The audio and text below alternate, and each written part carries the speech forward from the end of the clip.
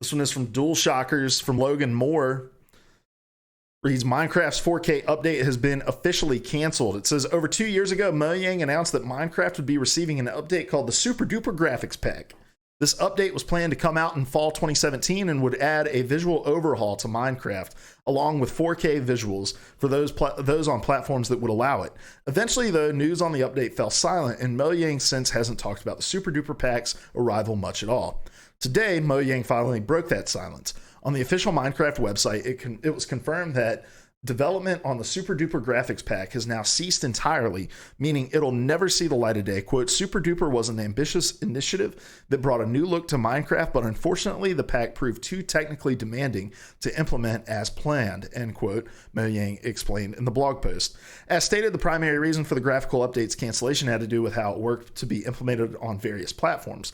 Mojang went on to explain that it wasn't, quote, happy with how the pack performed across devices, end quote. They further added, quote, for this reason, we're stopping development on the pack and looking into other ways for you to experience Minecraft with a new look, end quote. Not a ton to say here. I think if you go 2 years after an announcement like that and we haven't heard anything, it's safe to assume that it's probably not going all that well. I'm not big in the Minecraft scene, in the Minecraft world, and so I don't know what the conversation was like leading up to this announcement, but I would just have to imagine that a fan base would have to understand that, like, if we've gone 2 years without hearing anything about something like this, a visual update, then there's probably some issues, probably something that's gone a little awry.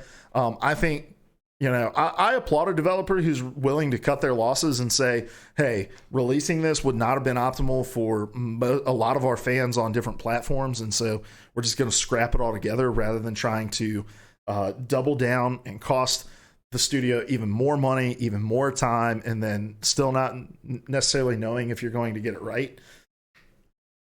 It kind of reiterates the challenge of not just multi-platform development, but of cross-generational development as well. You know, like, Minecraft's on everything. You can play Minecraft on your Xbox One, on your Xbox 360, on your Switch, on your phone, on your PlayStation 4, on your iPad.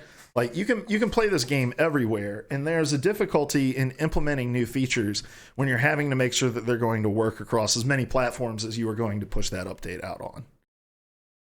Going all the way back to, like, our old Player 3 podcast days when we were talking about Destiny, like, I think part of the reason that Destiny 1 was not the game that they were originally promising Destiny 1 to be is because Activision stepped in and was like, hey, if you really want to make your money on this, there's still a huge install base for the PlayStation 3, Xbox 360, so you better fucking shoehorn your game to be on those things. And so,